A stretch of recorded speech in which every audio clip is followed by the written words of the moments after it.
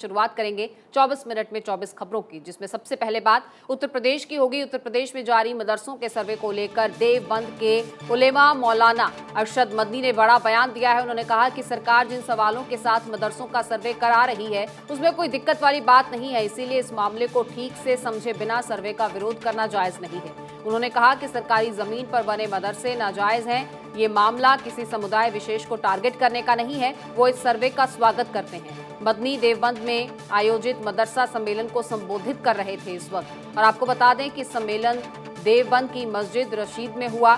सम्मेलन में दारुल उलूम देवबंद के मौलाना मुफ्ती अबुल कासिम नोमानी और जमीयत उलमा-ए हिंद के प्रमुख अरशद मदनी मौजूद रहे।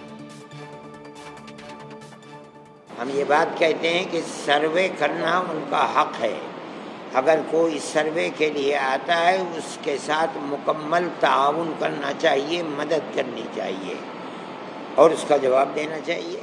और अब तक जितने हमारे इल्म में हैं जो सर्वे करने के लिए आए हैं उनका किरदार सही रहा है, किसी जगह से कोई गड़बड़ी की खबर नहीं है हमारे पास, इसलिए हम तो उनका स्वागत करते हैं, उन्हें करने में कोई हर्ज नहीं है। और पंजाब के मोहाली में चंडीगढ़ यूनिवर्सिटी में उस वक्त बवाल मच गया जब छात्राओं से जुड़ा एक एमएमएस सोशल मीडिया पर वायरल हो गया। खबर है कि 60 लड़कियों का एमएमएस सोशल मीडिया पर वायरल हो गया और इस खबर के बाद 8 लड़कियों ने खुदकुशी की कोशिश की जिनका इलाज चल रहा है। इस पूरे मामले में चंडीगढ़ पुलिस ने एक्शन लिया है और उस लड़की को गिरफ्तार कर लिया है जिस पर वीडियो बनाने का आरोप है।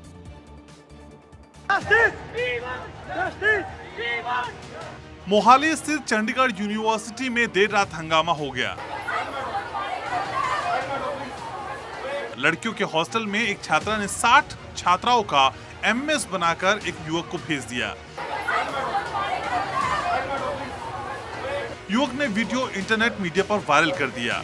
बताया जा रहा है कि मामले का पता चलने के बाद हॉस्टल में रहने वाली 8 छात्राओं ने आत्महत्या करने की कोशिश की। छात्राओं को अलग अलग अस्पतालों में ले जाया गया। छात्राओं का एमएमएस वायरल होने पर हंगामा इतना बढ़ गया कि सिक्योरिटी गार्ड ने मुख्य गेट बंद कर दिया। वहीं पुलिस फोर्स को मौके पर बुलाया गया।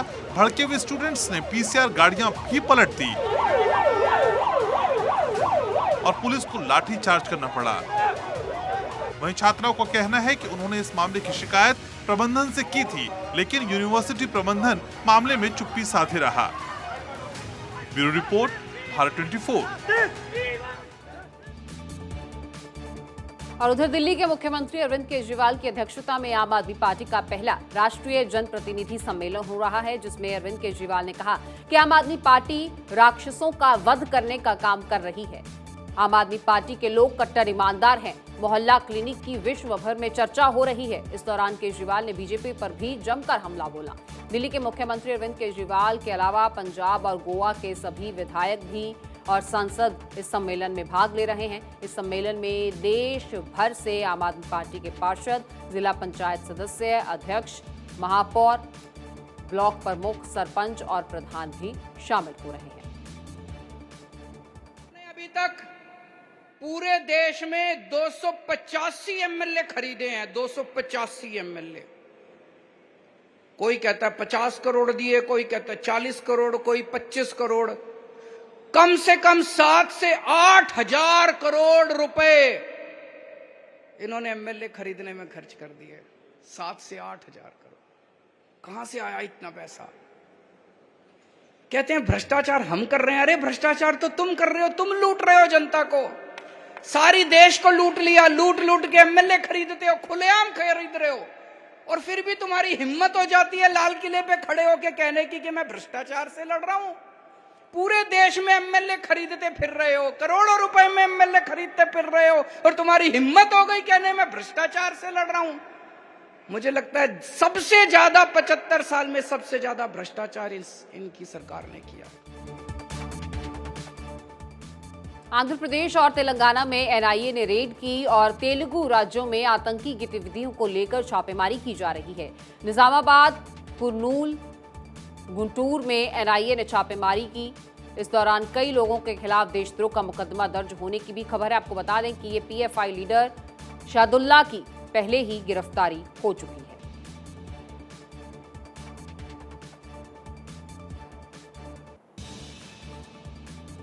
केंद्रीय गृह मंत्री अमित शाह ने दिल्ली में Narendra Modi cross country slum दौड़ प्रतियोगिता को झंडी दिखाई और पीएम के जन्मदिन के उपलक्ष्य में देश भर में चलाए जा रहे तमाम कार्यक्रमों के तहत बीजेपी प्रधानमंत्री Narendra Modi cross country slum दौड़ का आयोजन कर रही है।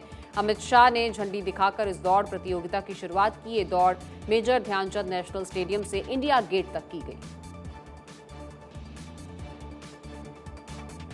हिमाचल प्रदेश के मंडी में 24 सितंबर को होने वाली पीएम नरेंद्र मोदी की रैली से पहले तैयारियों को लेकर बीजेपी अध्यक्ष जेपी नड्डा आज से 21 सितंबर तक हिमाचल के दौरे पर हैं और इसी दौरान जेपी नड्डा पीएम की रैली को सफल बनाने के लिए प्रदेश के चारों संसदीय क्षेत्रों का दौरा करेंगे। आज शिमला संसदीय क्षेत्र सोलन का दौरा करेंगे और 19 सितंबर को हमीरपुर के बिलासपुर में होंगे। 20 सितंबर को मंडी और 21 सितंबर को कांगड़ा के दौरे पर रहेंगे। नड्डा हर संसदीय क्षेत्र में पंचायत समितियों, जिला परिषद, स्थानीय निकायों और नगर निगमों के सदस्यों से मुलाकात करेंगे और साथ ही निर्वाचित प्रतिनिधियों से पीएम की रैली को लेकर बातचीत करेंगे।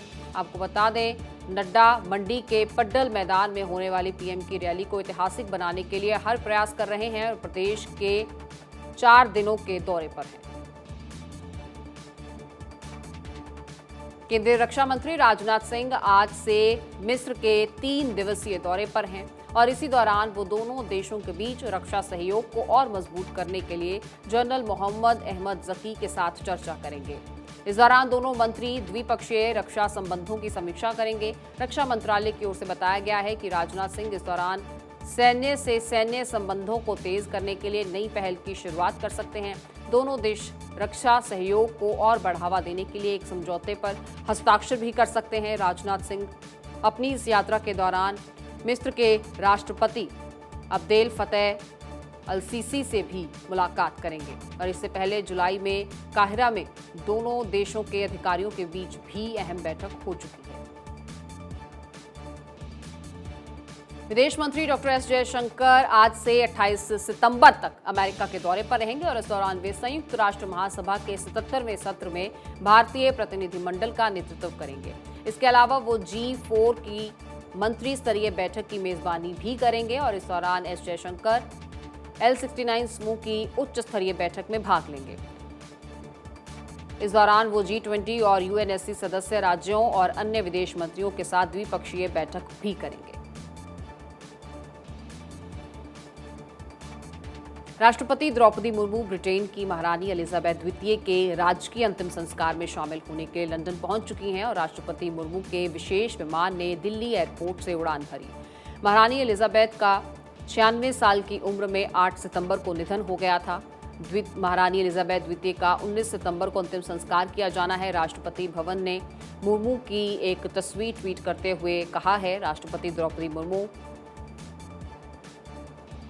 HM महारानी एलिजाबेथ द्वितीय के राजकीय अंतिम संस्कार में शामिल होने और भारत सरकार की ओर से संवेदना व्यक्त करने के लिए लंदन, यूनाइटेड किंगडम के लिए विमान से रवाना हुए।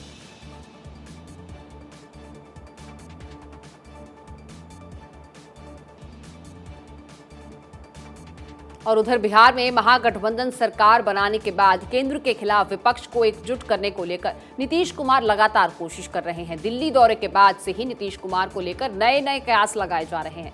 अब चर्चा ये हो रही है कि वह यूपी से 2024 का लोकसभा चुनाव भी लड़ सकते हैं। कहा जाता है कि दिल्ली का रास्ता लखनऊ यानी उत्तर प्रदेश से होकर गुजरता है। ऐसे में जेडीयू नीतीश कुमार को लोकसभा चुनाव में विपक्ष के उम्मीदवार के रूप में फूलपुर से उतारकर भारतीय जनता पार्टी को उनके ही गढ़ में घेरने की तैयारी कर रही है। फूलपुर से नीतीश कुमार के चुनावी मैदान में उतरने से पूर्वांचल का चुनावी समीकरण बदल सकता है। पिछले दिनों नीतीश कुमार की दिल्ली में अखिलेश यादव से मुलाकात हुई थी। अब अखिलेश यादव ने बयान दिया कि नीतीश कुमार की निगाहें बिहार, यूपी और झारखंड पर पहले से टिकी हुई हैं। अब चर्चाएं ये हैं कि नीतीश कुमार प्रयागराज की फूलपुर लोकसभा सीट से चुनाव लड़ सकते हैं। इस खबर के बाद सियासत का गर्म होना लाजमी है। जानकारी ये भी है कि पूर्व मुख्यमंत्री अखिलेश यादव ने नीतीश को उत्तर प्रदेश में अपनी पसंद की किसी भी सीट से लोकसभा चुनाव लड़ने का प्रस्ताव दिया है और अपनी पार्टी के समर्थन का वादा किया है। बताया ये भी जा रहा है कि फूलपुर में जनता दल यूनाइटेड की कई कार्यकर्ताओं ने नीतीश से लोकसभा चुनाव लड़ने की मांग की है। Bureau report, Bharat 24। और झारखंड के हजारीबाग में रहने वाले दिव्यांग किसान मिथिलेश मेहता को निजी फाइनेंस कंपनी से कर्ज लेकर ट्रैक्टर खरीदना इतना महंगा पड़ा कि इसकी कीमत उन्हें बेटी की जान देकर चुकानी पड़ी। फाइनेंस कंपनी के वसूली एजेंट ने मिथिलेश मेहता की 27 साल की गर्भवती बेटी मोनिका को उन्हीं के ट्रैक्टर से कुचल कर मार डाला। हजारीबाग जिले के इचाक के रहने वाले किसान मिथिलेश ठाकुर ने एक प्राइवेट कंपनी से ट्रैक्टर खरीदा था। उसी ट्रैक्टर की किस्त देने में देरी होने पर फाइनेंस कंपनी के एजेंट ट्रैक्टर जब्त करने आए। बकाये की रकम को लेकर विवाद के बाद फाइनेंस कंपनी के एजेंट जबरन ट्रैक्टर ले जाने लगे। इस बीच किसान मिथिलेश की बेटी कंपनी के एजेंट्स को ट्रैक्टर ले जाने से रोकना चाह रही थी, तो उसी वक्त ट्रैक्टर से उसे रौंद दिया। गर्भवती लड़की की इलाज के दौरान मौत हो गई। पीड़ित किसान मिथिलेश ने बताया कि वसूली करने आए लोगों से उसने आई कार्ड मांगा था और इतना सुनते ही आरोपी शख्स आग बबूला हो गया और उसने ट्रैक्टर चढ़ा दिया। हजारीबाग पुलिस का कहना है कि बेहद गंभीर मामला है। इसकी जांच कर आरोपियों के खिलाफ सख्त कार्रवाई की जाएगी। बिना पुलिस की सूचना के एजेंट वसूली करने कैसे चले जाते हैं, इसकी भी जांच होगी। जल्द ही सभी आरोपी सलाखों के पीछे होंगे। Bureau report, Bharat 24। तो उधर बिहार में नगर निकाय चुनाव के लिए नामांकन का दौर शुरू हो गया है और प्रत्याशी भी अपने अनोखे अंदाज में नामांकन करने पहुंच रहे हैं। इसी कड़ी में पटना में आरजेडी नेता रामेश्वर मेहता पूरे तामझाम के साथ नामांकन करने पहुंचे। आरजेडी नेता अपने समर्थकों के साथ बार बालाओं को लेकर पहुंचे, जहां बार बालाएं डीजे की नाचती गाती दिखी डीजे की धुन पर। नेताजी के जुलूस के आगे डीजे बज रहा था और ट्रॉली में बार बालाएं ठुमका लगा रही थी। इसका वीडियो भी काफी वायरल हो रहा है।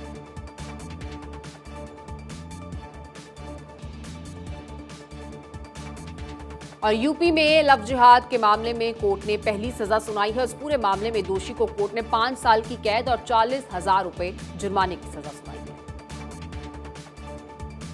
लव जिहाद के मामले में मुस्लिम युवक को कोर्ट ने 5 साल की सजा सुनाई है। मामला अमरोहा का है। उसने धर्म छिपाकर नर्सरी संचालक की नाबालिग बेटी का अपहरण कर शादी की कोशिश की थी। अदालत ने 40,000 रुपए का जुर्माना भी लगाया है। उत्तर प्रदेश विधि विरुद्ध धर्म संपरिवर्तन प्रतिषेध अध्यादेश 2020 के तहत यूपी में सजा का ये पहला मामला बताया जा रहा है। आरोप है कि मोहम्मद अफजाल की मुलाकात नर्सरी संचालक की 16 साल की बेटी से हुई। अफजाल ने अपना धर्म छिपाया और उसे खुद का नाम अरमान कोहली बताया। इसके बाद उसने किशोरी को प्रेम जाल में फंसा लिया। दोनों के बीच मोबाइल पर बात और व्हाट्सएप पे चैटिंग होने लगी। 2 अप्रैल 2021 को अफजाल ने नर्सरी संचालक की बेटी का शादी करने के मकसद से अपहरण कर लिया था, लेकिन शादी से पहले ही किशोरी को अफजाल की हकीकत पता चल गई। इस मामले में नर्सरी संचालक ने आरोपी के खिलाफ रिपोर्ट दर्ज करा दी। Bureau report, Bharat 24। और पंजाब के फरीदकोट के गुरुद्वारा साहब में प्रधान पद को लेकर 2 पक्षों में विवाद हो गया। खबर है कि इस विवाद के दौरान दोनों पक्षों में तलवारें चल गई।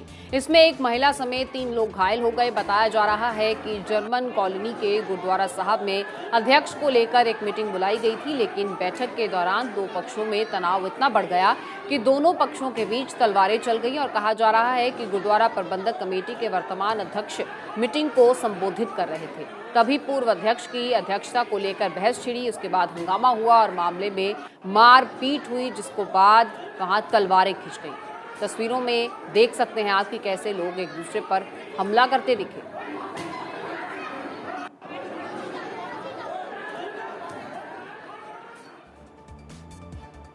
और पूर्वी लद्दाख में चीनी सेना गोगरा हॉट स्प्रिंग में लाइन ऑफ एक्चुअल कंट्रोल के पार अपने कब्जे वाली जगह से 3 किलोमीटर पीछे हट गई है। यह खुलासा मैक्सार टेक्नोलॉजी की सैटेलाइट तस्वीरों से हुआ है। मई 2020 में जब दोनों देशों की सेनाओं के बीच तनाव बढ़ा था, तब से भारत चीन ने अपने अपने सैनिकों को पेट्रोलिंग पॉइंट 15 के पास तैनात किया था। यहाँ उसने बहुत बड़ी पोस्ट बनाई थी। इस साल 17 जुलाई को भारत और चीन के बीच कोर कमांडर लेवल की 16वें दौर की बातचीत हुई। इसमें 8 सितंबर 2022 से सेनाओं के पीछे हटने का प्रोसेस शुरू हुआ था और ये पूरी तरह 13 सितंबर को खत्म हुआ। सैटेलाइट तस्वीरों में देखा जा सकता है कि डिसएंगेजमेंट से पहले गोगरा हॉट स्प्रिंग इलाके में एक चीनी पोस्ट दिख रही है, जबकि हालिया सैटेलाइट तस्वीर में ये पोस्ट पूरी तरह से हट चुकी है। सहमति के तहत इस इलाके में दोनों सेनाएं पेट्रोलिंग नहीं कर सकती। चीनी सेना ने यहाँ एक बहुत बड़ा एस्टेब्लिशमेंट का निर्माण किया था। आपको बता दें, इससे पहले इस इलाके में भारतीय सेना गश्त करती थी, लेकिन 2020 में चीनी घुसपैठ के बाद यहां तनाव की स्थिति बन गई थी। Bureau report, Bharat 24। महाराष्ट्र के राजस्व मंत्री राधाकृष्ण विखे पाटिल की दरियादिली का एक वीडियो सामने आया है, जहां मंत्री विखे पाटिल जिस वक्त अहमदनगर के पंडारी ब्रिज से गुजर रहे थे, उस समय एक सड़क हादसा हुआ और विखे पाटिल ने दरियादिली दिखाते हुए अपने काफिले को छोड़ा और घायलों की मदद की। इतना ही नहीं, उन्होंने हादसे की वजह से लगे जाम को हटाने के लिए ट्रैफिक को हटाने में भी मदद की। तस्वीरों में आप देख सकते हैं कि कैसे मंत्री पाटिल ट्रैफिक को हटवाते नजर आ रहे हैं।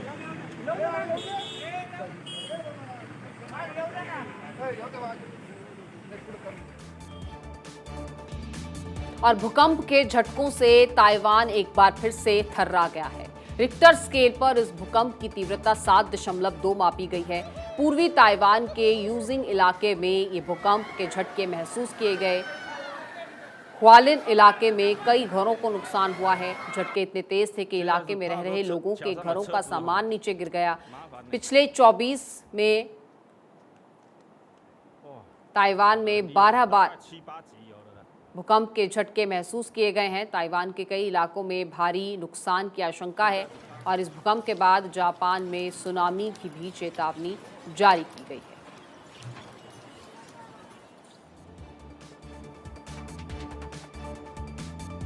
और उधर ईरान में हिजाब नहीं पहनने पर एक 22 साल की युवती महसा अमीनी को पुलिस ने इतनी बर्बरता से पीटा कि वह कोमा में चली गई।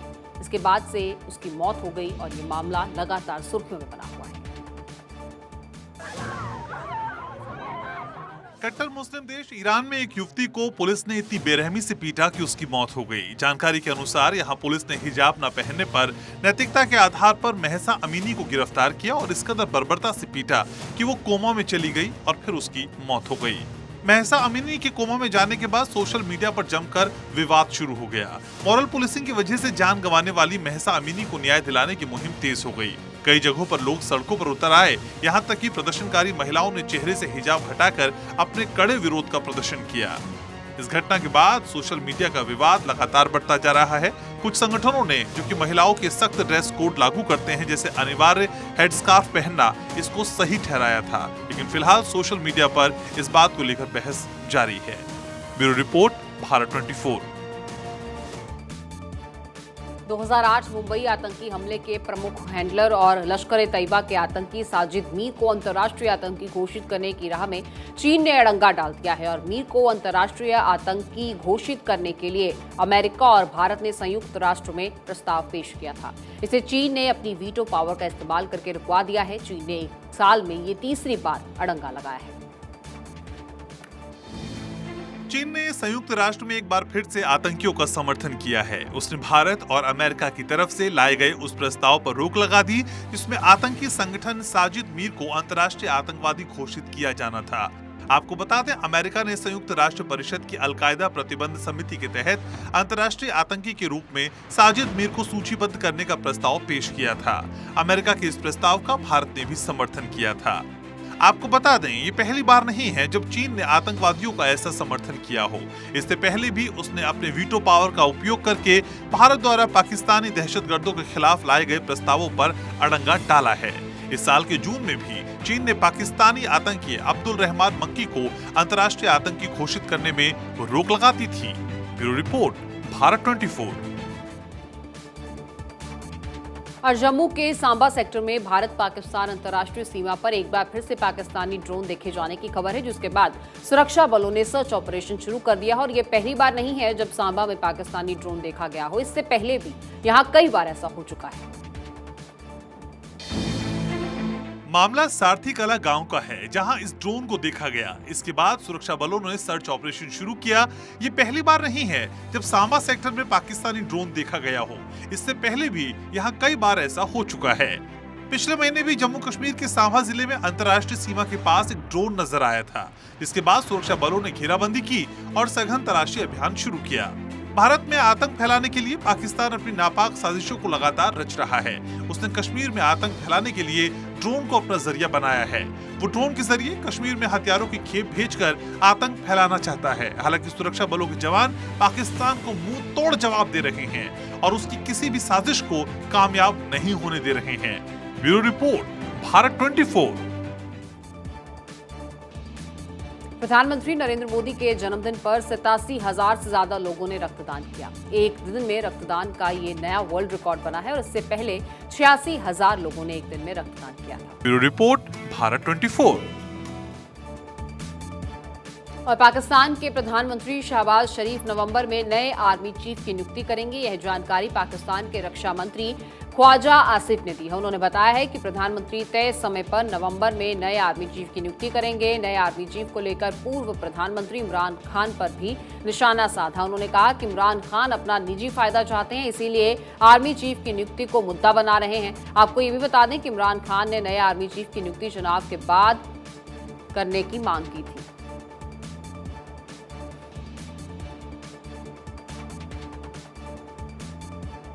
और भारत में रह रहे मुस्लिमों को मुस्लिम देशों में प्रवेश के लिए अब पीसीसी दिखाना जरूरी होगा।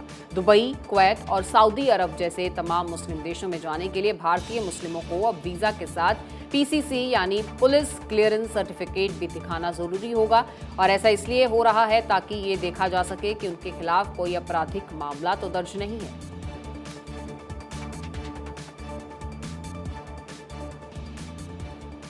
भारतीय क्रिकेट टीम और ऑस्ट्रेलिया क्रिकेट टीम के बीच 20 सितंबर को 3 मैचों की T20 सीरीज का पहला मुकाबला मोहाली में खेला जाना है और दोनों टीमों के खिलाड़ी मोहाली पहुंच चुके हैं। ऑस्ट्रेलियाई टीम ने प्रैक्टिस शुरू कर दी है, जबकि भारतीय खिलाड़ी आज अपनी तैयारियों को परखते नजर आएंगे। वर्ल्ड कप से पहले अपनी तैयारी परखने का बेहतरीन मौका। ऑस्ट्रेलिया से भिड़ने जा रही है टीम इंडिया। पाकिस्तान के साथ 23 अक्टूबर से वर्ल्ड कप अभियान शुरू करने से पहले टीम इंडिया को अपनी सभी खामियां दूर करनी है। ऐसे में ऑस्ट्रेलिया के साथ होने वाली 3 मैचों की T20 सीरीज काफी अहम है। हालांकि सीरीज शुरू होने से पहले ही टीम इंडिया को एक झटका लगा है। तेज गेंदबाज मोहम्मद शमी कोरोना संक्रमित पाए गए हैं। ऐसे में वो पूरी सीरीज से बाहर रह सकते हैं। वैसे टीम इंडिया के अभ्यास से पहले ही ऑस्ट्रेलियाई टीम ने अपनी प्रैक्टिस शुरू कर दी। ऑस्ट्रेलिया ने अनुभवी डेविड वार्नर को इस दौरे में आराम दिया है, जबकि मिचेल मार्श और मार्कस स्टोइनिस चोटिल होने के कारण इस दौरे में शामिल नहीं है। मार्च की भरपाई अनुभवी स्टीव स्मिथ कर सकते हैं। ऑस्ट्रेलिया ने 15 सदस्यों वाली टीम में तेज गेंदबाज नाथन एलिस, डेनियल सैम्स और सीन एबॉट को जगह दी है। ऑस्ट्रेलियाई टीम मोहाली में 6 साल से अधिक समय बाद T20 मैच खेलने उतरेगी। पिछला मैच उसने भारत के खिलाफ वर्ल्ड T20 में मार्च 2016 में खेला था, जिसमें उसे 6 विकेट से हार का सामना करना पड़ा था। भारत ने मोहाली में 3 T20 अंतर्राष्ट्रीय मैच खेले हैं और सभी में भारतीय टीम विजेता रही है। Bureau report, Bharat 24।